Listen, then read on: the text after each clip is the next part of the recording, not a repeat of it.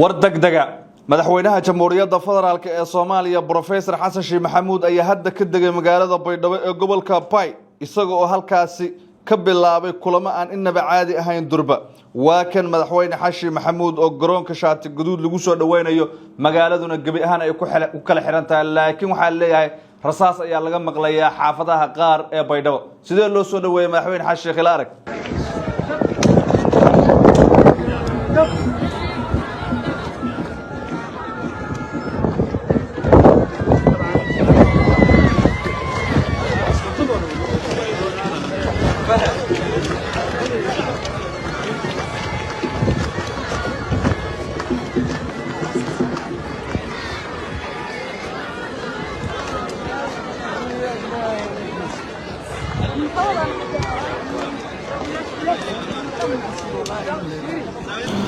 وهاجاك هذا وحنا إجينا مدحوين Xasan Sheikh Maxamuud safarkiisa xubna wasiirkii amniga ee koonfur galbeed uu ku jira Xasan Cabduqaadir waxay ku hanjabeen inay soo ridayaan diyaaradda Xasan Sheikh laakiin way ku guul dareysteen oo Xasan Sheikh Baydhabo uu tagay sidoo kale maleeshiyaadka qaar ayaa rasaas ka riday duleedka magaalada iyo gudaheeda iyaga oo isla carqaladeeyay amniga madaxweynaha waxa kale oo xusid mudan in xubna cadaana safarka madaxweyne Xasan Sheikh Maxamuud ay qayb ka ahaayeen oo xalana ka raacay rag iyo haween beesha caalamka waxa la yiraahdo ka tirsan ayaa xalana ka raacay madaxweynaha wuxuu ka baxay Muqdisho garoonka aadan cadde shir oo xisbigiisa JSB la lahaa isla markiina wuxuu ka degay magaalada Baydhabo ee gobolka Bay waxa soo dhaweeyay gudoomiye aadan madoobe iyo xubno kale oo halkaas ku sugan oo uu ka mid yahay ninka la yiraahdo Xasan Eelay iyo xubno kale Xasan Sheikh Maxamuud ayaa si amnigiisa loo ilaalinayaa si aan caadi ahayn ciidamo aad u badan wajiga u xiran yahay qalab nooc walba ah xiran qoryo aan hore loo arkaysto oo nabad sugid ka tirsan iyo koofi guduud ama koofi casta qolada loo yaqaan madaxtooyada ayaa ammaanka madaxweynaha ilaalinaya haddaba Baydhabo maxaa ka dhacaya Cabdi Lafta Gareen markii halkaas laga ceeriyay kulamo aan inaba caadi ahayn ayaa soconaya wararkaas oo dhan ayaan soo koobaynaa saaxiib soo dhaw hadii aad channel ku cusub tahay ku soo biir oo subscribe muuqaalka like saar una sii share garee saaxiibadaada waa mahadsan tahay safarkan degdega ah iyo aragtida aad ka qabto maxay hoga tusaaleynaysaa in Xasan Sheikh maalmo kooban gudahood uu ku tago magaalada Baydhabo ee gobolka Bay waliba markii Cabdi Lafta Gareen laga raacdeeyay toddobaadkan gudihiisa waa maalmo kooban gudahood ayay ku soo beegmaysaa tagista ninka la yiraahdo Xasan Sheikh Maxamuud uu ku tagay magaalada Baydhabo safarkiisan aragtidaada marka in Lafta Gareen la eriyo isagana uu tago ma doorasho laga qabanayaa ma qorshe kale laga damacsan yahay aragtidaada adigoon qofna ku xadgudbin qaybta hoose ee faalada noogu reeb ama santahay madaxweynaha jamhuuriyadda federaalk ee Soomaaliya ayaa si degdeg ah uga baxay garoonka aadan cadde ee Muqdisho isaga oo safar ku tagay magaalada Baydhabo ee gobolka Bay maalintii shalay oo Khamiis ahayd ayuu qorshaha ahaa inuu safar madaxweynaha halkaas ku tago laakiin waxa loo sheegay in magaaladu ay ka socoto kala shaandhayn ciidan aad u badan oo kuwii koonfur galbeed ah oo ka tirsan kuwii markaasi dawladda iyo xubno maleeshiyaad ah oo markaasi ay halkaasi ku sugan yihiin madaxweynaha ammaankiisana loo baahan yahay in si weyn loo sugo isla markaana ciidankaas ku shaandheer lagu sameeyo safarkiisana uusan markaasi degdeg noqon khamiistii arrimo ammaan ayaa loo baajiyay laakiin maanta markii uu garoonka Baydhabo ka degay madaxweyne Xasan Sheikh Maxamuud sida ay ila wareedyo xaqiijiyeen waxa agagaarka garoonka diyaaradaha ku dhacday laba hoobiye sida wararku ay leeyihiin wararkan oo degdega oo hadda isa soo taraya waxa la sheegay in laba hoobiye ama hoobiyaha waxa loo yaqaan ee argagixisada inta badan adeegsato ay ku dhaceen agagaarka garoonka shaati guduud magaalada Baydhabo ee gobolka Bay warkan waa degdeg hadda umbuuna soo gaaraya ilaa ay hadda khasaaraha hoobiyaashaas ay dhaliyaan ma cadda laakiin bartilmaameedkoodii ma aysan gaarin madaxweynaha jamhuuriyadda iyo xubnihii kale ee la socday waa ay bad qabaan sida ay xogta warinayso hoobiyaashan magaalada gudaheeda laga soo gamay maduleedka magaalada laga soo gamay ilaa iyo hadda lama xaqiijin karo madaxweyne Xasan Sheikh Maxamuud Baydhabo ayuu ka tagay waliba isagoo iska bedeleen dharkii uu ku galay shirka markaasi xisbiga JSB ee garoonka aadan cadde iyo Muqdisho qayb ka mid ah u xiraa madaxweynaha xisbigiisa ayuu dabcan kulan la qaadanayay oo uu markaasi hore u sii maray villadu ka baxay wuxuu maray wadada dheer ee airportka iyo soo kale kilometer 4 xisbigiisa ayaa xarun kula halkaas shir uga qayb galay xisbigi uu isku dhuftay wuxuu yiri waa in la buuxiyaa boosaska ay ka baxeen Sambaloolshe iyo Cabdiraxmaan Odawa madaale iyo wasiir madaxana furan oo safarkiisa qaybka iyo xubno kale ayuu halkaas kula hadlay isla markii asagoon iska bedelin jaakadii cadayska ahayd iyo shaatigii cadaanka ahaa isagoo aan bedelay ayuu garoonka aadan hore ka galay isla markiina waa dhoofay salaadii khudbada markii sidaa looga baxayna oo saacadu 2 duhurnimo ay ahaydna wuxuu ka degay garoonka shaati gaduud magaalada Baydhabo ee gobolka Bay madaxweynuhu Baydhabo waa lagu soo dhaweeyay laakiin carqaladayntan dhinaca ammaanka ah ayaa la soo warinayaa oo dhowr hoobi markaasi in ay ka dhaceen bad bacaad iyo beero ayaa loo maray in markaasi magaalada Baydhabo sidii ay ku gaari lahayd dawladda federaalka ee Soomaaliya telefishinka caalamiga ee Universal ayaa hadda baahinaya madaxweynaha oo ay ilaalinayaan ciidamo aad u hubeysan ayaa ka degay garoonka diyaaradaha magaalada Baydhabo shaati gaduud gobolka Bay madaxweynaha iyo wafdigiisa ayaa waxa Baydhabo ku soo dhaweeyay hogaamiyaha ku meel gaarka ee dawlad goboleed Koonfur Galbeed Soomaaliya xildhibaano wasiiro saraakiil ciidan iyo qaybaha kala duwan ee bulshada magaalada Baydhabo ee gobolka Bay sidaas waxa ku waramaya telefishinka caalamiga ee Universal TV si kastaba safarkan madaxweynuhu waa degdeg markii madaxweynuhu uu sida ugu dagay garoonka shaati gaduud magaalada Baydhabo ee gobolka Bay waxaa la maqlay in garoonka agaarkiisa ay ku soo dhaceen tiro hoobiyaal sidaas waxa warbaahinta la wadaagay siyaasi Maxamed Shiine oo kamid ah markaasi siyaasiyiinta Soomaaliyeed aadna uga warhaya dabcan laftirkeenu waxaanu sameyn doonaa xiriiro magaalada Baydhabo saxafiyiin ku sugan iyo siyaasiyiin ayaanu la hadli doonaa oo safarka madaxweynaha xogo dheeraada naga siin doona agaasimaha Nizam Mahad Maxamed Salaad ayaa ku sugan dalka Mareykanka waxa uu la kulmay markaasi madaxa hay'adda CIA-da iyo FBI-da Mareykanka si loo xoojiyo iskaashiga sirdoonka iyo la dagaalanka argagixisada wuxuu sidoo kale booqday Fort Bragg isagoo oo markaasi uga mahad celiyay Mareykanka taageerada amniga iyo howlgallada ka dhanka ah kooxaha argagixiso Mahad Maxamed Salaad oo madaxweyne Xashi Maxamuud saaxiibo ay yihiin madaxna ka ah hay'adda sugidda sirdoonka qaranka Soomaaliyeed ee NISA ayaa xilligan xasaasiga ah dalka ka maqan waxa uu jiraa Mareykanka gaar ahaan magaalada Washington ee caasimadda wadanka Mareykanka wuxuu la kulmay madaxda ugu sareysa CIA-da iyo FBI-da Mareykanka oo sirdoonka ugu sareeya markaasi xilligan la jooga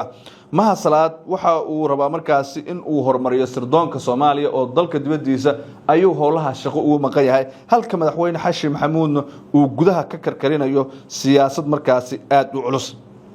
si kastaba ha ahaato madaxweyne Xashi Maxamuud hadda Baydhabo ayuu caawa markiisii ugu horeysay ku hoyanaya waxa maamulkaas loo diyaarinaya doorasho waxa loo diyaar garoobayaa in la qabto doorasho qof iyo cod sanaadiiq ayaa la geeyay Baraawe iyo meelo kale oo South West ka tirsan magaalada Baydhabo laftirkeedana dawladdu waxay ka qorsheynaysaa in markaasi laga qabto doorasho qof iyo cod madaxweynaha sida aan xogta ku helayno maalmaha soo aadan waa uu sii joogi doonaa kooxahan isku dayay carqaladaynta ammaanka madaxweynahana halka ay ku dambeeyaan siyaasiyiinta halkaas ku sii qulqulaya nidaamka doorashada ay u dhacdo madaxweynaha maalmaha uu halkaas joogay iyo wax walba oo la xiriiro xogahaas aniga ayaa kula wadaagi doona halkan ayaadna kala socon doontaa rukuumbarteeda YouTube oo subscribe muuqaalka like saar siina share garay wararka degdega ah falanqeyno iyo siyaasadda Soomaaliya iyo caalamka ayaan halkan uga hadalnaa hamogaan inaad ugu soo biirto saaxiib waa maasan tahay muuqaalkan ila daawo ma jirto cid adkaatay oo waxay rabto sameey karto mana jirto cid laga adkaado oo wixii rab lagu sameey karo ma jirto maxkamaddu ama sharciguba ma yaqaano mana tixgeliyo kan waa muxaafid kan waa mucaarad ma yaqaanaba kan waa reer hebel kan waa ina hebelna ma yaqaan qof xiri kara ma jiro oo aan ahayn booliiska maanta waxaan u maleynaa taliyaha kaliya nala jooga booliiskan gaar u hadlin ciidamada ilaa ciidanka deegaanka kulli gaargaaran u kulanna macnaha waxaana laga hadlaayay magaalada iyo amnigeeda aa laga hadlaayay marka wixii ka soo baxay arrintaas yaan rabnaa hal eray inaan ka dhaxno kaliya waxaan rabaa dhammaan ciidamada jooga magaalada ama heer federaal ha ahaadaano ama heer state ha ahaadaano ama ha ahaadaano ciidanka deegaanka oo raggan meesha fadhiya ay ka mid yihiin waxaan rabaa inay ogaadaan marka hore sharciga waa loo siman yahay sharciga waa loo siman yahay waxaan rabnaa inay ogaadaan ma jirto cid adkaatay oo waxay rabto sameey karto mana jirto cid laga adkaado oo wixii rab lagu sameey karo ma jirto arrintaas aad ay muhiim u tahay ciidamada aad xukuntaan iyo saraakiisha laftigeedaba waxaa la rabaa marna inayna ka qayb qaadanin kicin iyo qalalaaso aargudsi beegsi iyo wax kasta oo dhibaayo amniga magaalada dhibaayo inaysan ka qayb qaadanin la rabaa oo ay ka digtoonaadaan askarta waxaa la rabaa inaad ku ilaalisaan inay ku ekaadaan goobaha loogu talagal oo loo cayimay oo loo asteeyay halkaas joog ninka la yiraahdo bartaas inuu joogaa laga rabaa askarta ama dadka hubaysan ee magaalada jooga waxaan rabnaa inay ku ekaadaan meesha loo asteeyo loo calaameeyey inay ku ekaadaan waxaan rabnaa inay ka fogaadaan wax kasta oo keenayo inay ka qayb noqdaan faldembiyad inay ka qayb noqdaan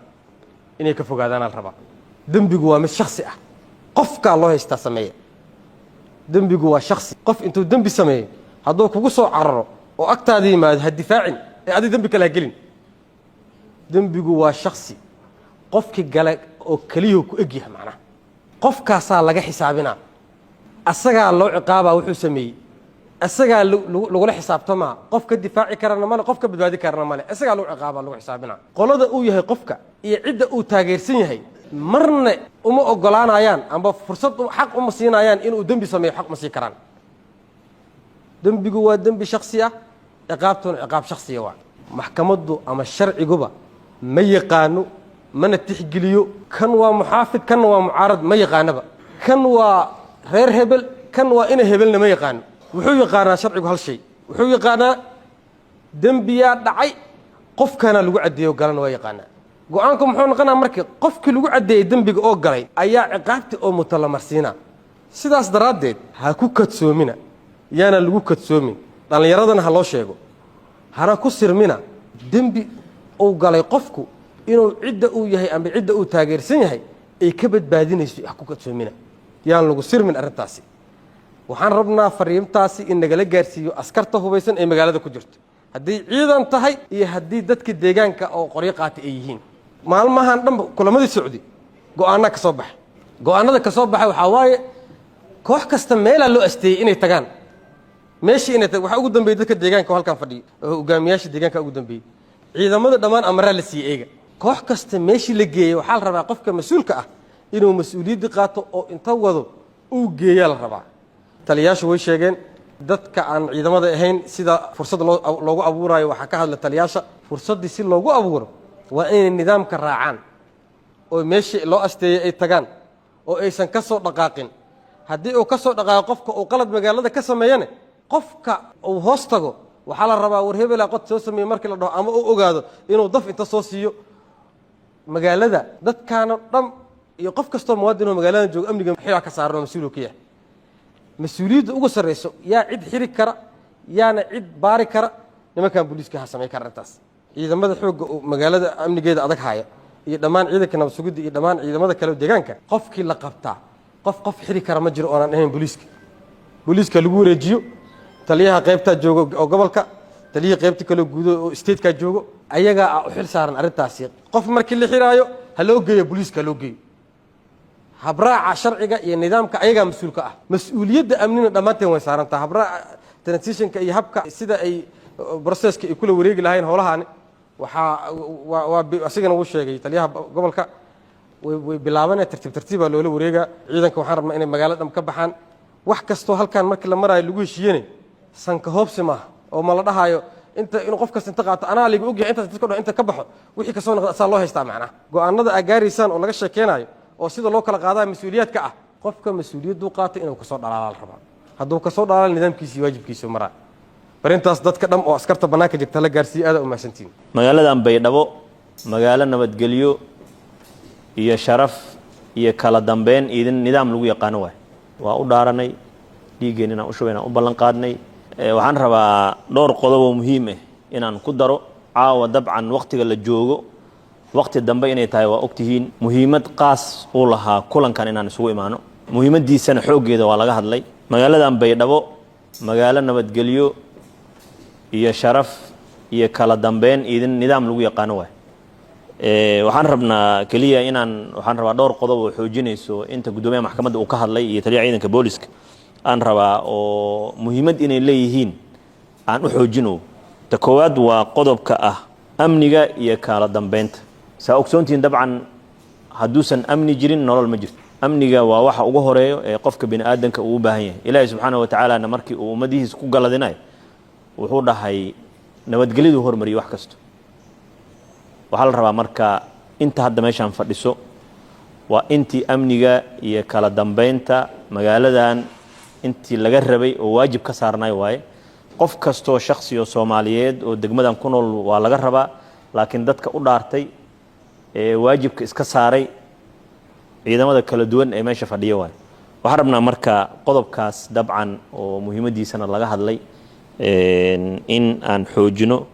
waxaa la rabaa qof waliba meesha mas-uuliyadda laga saaray inuu amniga mas-uuliyaddiisa ka guto guddoomiyaha wuu sheegay dabcan wuxuu yidhi dembiga la gelaya ama faldambiyeedka shaksi waay qof kasta mas-uuliyaddii la saaraa laga rabaa lagula xisaabtamaa haddii ay meeshaas ka biyadaysana horta qofkaasaa mas-uuliyadda qaadi doona hadduu ilaah idmo waxaan rabaa taasna inaan idinku adkeeyo waxaan rabaa inaan u mahad celiyo ciidamadii kala duwanaa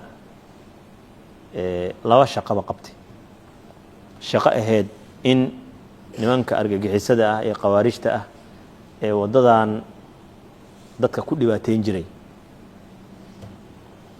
in la burburiyo lagu dhibaateeyo dhibaatada ogeedeen loo geystay loo geysto xaqiiqatan waxay ahayd shaqo aada muqadas u ah waxaan rabaa inaan qodobka koowaad marka ugu horeysa aan kaga mahad celiyo shaqada kalena waxay tahay xasiloonida iyo amniga iyo kala dambeynta oo maalinkii magaaladan ciidanka xoogga dalka Soomaaliyeed iyo ciidamada kale ay imaadeen ilaa hadda mas-uuliyadda iska saarteen inaan kaga mahad celiyo sideedaba waxa waaye man laa yashkuru innaas laa yashkuru illaah waxaan rabnaa qof kastoo dadaalkaas lahaa inaan u mahad celino dabcan ciidanka xoogga dalka Soomaaliyeed iyo ciidamada kale ee qalabka sida waxaa imaan doona hadduu ilaahay insha Allah qorshooyin dib u xireen oo deegaanada hadda la isku furay in lagu sii ilaaliyo wadadii cadowga laga nadiifiyey inay furan tahay nabadgelyo tahay shacabka Soomaaliyeed aan lagu dhibaateynaynin in la adkeeyo annaga ka ciidanka xoogga dalka Soomaaliyeed ahaan waxaa naga go'an dabcan deegaanada hadda qaybna hawshooda laga qabtay qaybta kalena ay ka dhiman tahay in la dhameystiro annagoo kaashanayna dabcan ciidamada kale ee qalabka sida ee deegaanadan joogo waxaan rajeynayaa dabcan numberka ciidamada kale ay ku joogaan in la soo xoojin doono si iskaashiga la rabo in la sameeyo oo dadkan soo qaxay xaqiiqatan dadkan wax kale kama soo qaxin waxay ka soo qaxeen qofkii laga hor istaagay inuu masagadiisa beerto laga hor istaagay inuu xoolihiisa deegaanadan ku raacdo inta loo imaado la dhahayo wax allaali waxa haysatadkeen la dhahayo beerta markay soo go'ay rabto inta loo imaado intaan inta dhig inta kalena anaa iska la leeyahay intaas waa dadkan aa arkaysaan oo IDB-ga horta waxay ka soo qaxeen qof dabcan meeshaan farxad ku haystana ma jiro waxaana laga rabaa marka dhammaanteena mas-uuliyad naga saaran tahay dadkan deegaanadooda say ugu noqon lahaayeen inaan ka shaqeyno ayagoo ku nabad qabo ku sharaf qabo beerahoodii ku noqdaan xoolahoodii ku noqdaan guryahooda ku noqdaan inaan ka shaqeyno taasna waxay ku xiran tahay dabcan dadaalkeena waa u dhaaranay dhiigeen inaan u shubay inaan u ballan qaadnay intaas waxaan rabnaa ayadana insha Allah inaan u diyaar garoobi doono hadduu Ilaahay idmo